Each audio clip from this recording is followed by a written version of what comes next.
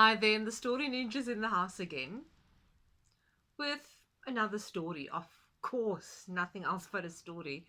Only this time, my story is not coming from a book on the bookshelf because they are kind of running a bit low now.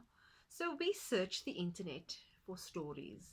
But we do know of Nali Bali, who has a multilingual story library, and we often dip into that library because there are some amazing stories.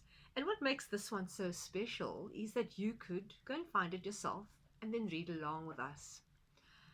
But I don't know about you, but I love baked goods, pastries, breads, and on occasion, we are lucky enough to have something freshly baked at home. And don't you just love those aromas that waft out of the kitchen, especially when it comes out of the oven? Mmm, absolutely delicious.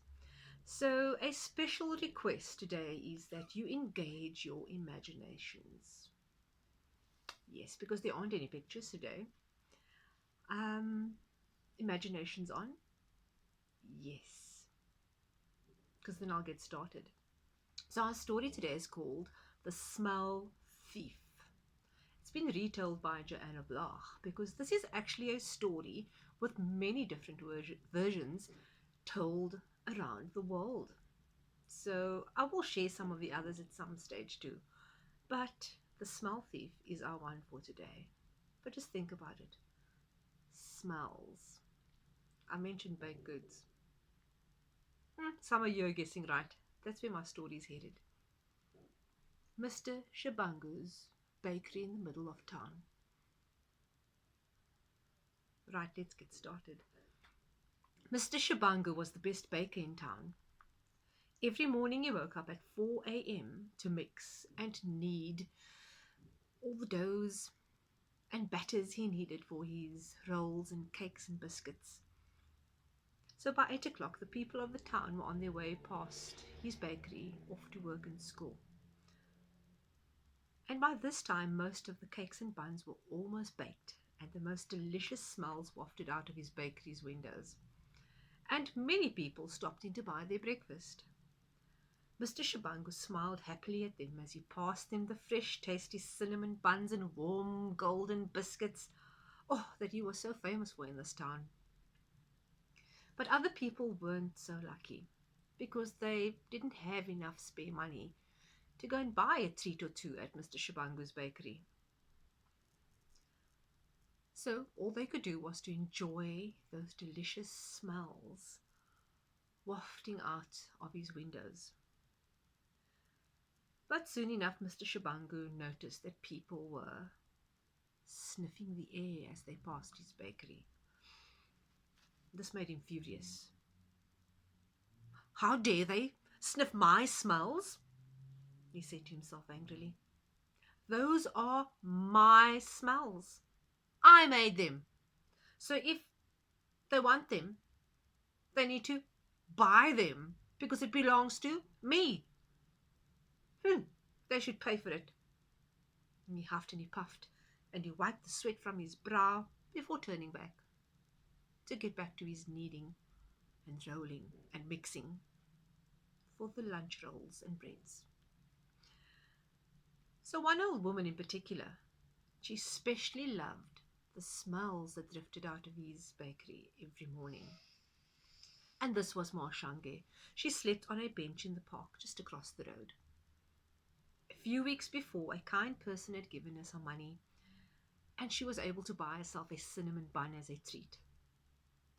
So she'd taken the bun back to the park bench, where she sat and she ate it very, very slowly, savoring every single morsel, and even managed to share some crumbs with the birds. And after that, Moshanga didn't have any more money to spoil herself with a treat at the bakery. But she remembered that delicious cinnamon bun. So every morning she walked slowly by Mr. Shabangu's bakery, sniffing and enjoying and savoring those smells, those mouth-watering, hot bakery smells. Moshange's new habit made the baker very angry. As each day went by, he grew angrier and angrier with her. So finally, one wintry morning, he was in an especially bad mood. He stormed out of his bakery and he grabbed the old woman by the arm. "Hey, how dare you steal my smells?" he shouted. "You nothing but a smell thief." He wiped his hands on his apron, pulled it off, and he threw it back into the bakery. "Look after the bakery," he shouted at his assistant. "This is the last day that this cheeky woman will steal my smells." And with these words, he dragged poor Moshange off to the courthouse to see Judge Ngwenya. The judge was sitting down at his huge shiny desk when this angry baker stormed in, dragging the quivering and confused Moshange along with him. "Good morning," said the judge in his deep voice. But Mr. Shabange was far too angry to even be polite in greeting. "Sir," said Mr. Shabange furiously, "I demand justice. I wish to lay a complaint against this woman. Every day for the last 3 weeks, she has walked past my bakery in the early morning when my delicious bakery aromas are wafting out of my windows, and she's stolen my smells. She is a thief, and I demand that she pays for those smells." So the judge scratched his big bald head. And he cleared his throat. And he said to the baker, "Justice will be done, yes." And he turned to Moshange. How much money do you have on you, madam?" he asked. Only 2 rand, sir, your honor," stammered Moshange. "Well," said the judge, "hand it to me, please." Meekly Moshange reached into the pocket of a tatty old cardigan and pulled out 2 1-rand coins. She handed them to the judge.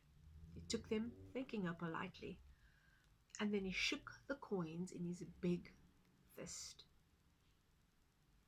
Imagine the sound of that ching, ching, ching, ching. "This is my judgment," he said. He turns to the baker. "The punishment must fit the crime. I'm sure you all agree. That sounds fair. Therefore, the sound of Moshange's coins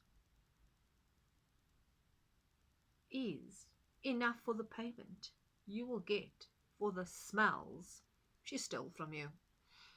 And now I wish you a good day." The baker looked thoughtful and yet so confused. But then he realized how unreasonable he had been. He turned slowly and walked away. The judge smiled kindly at Moshange and handed back her money. "Now, madam," he said, pulling a brown bag from his briefcase. "Wonder what that could be. Would you care to join me for breakfast?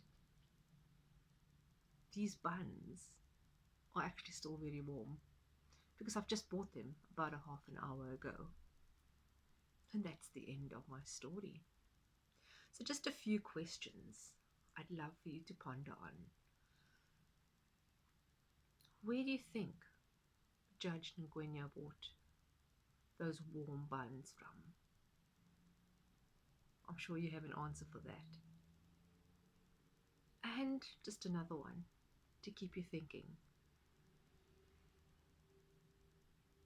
Would we really be stealing if we stole a smell, or we just had a lovely deep sniffing of an aroma coming from somebody's window or their shop? So think about that one. And maybe next time I will find another version of the story and share that with you. But anyways, for now, goodbye and see you later.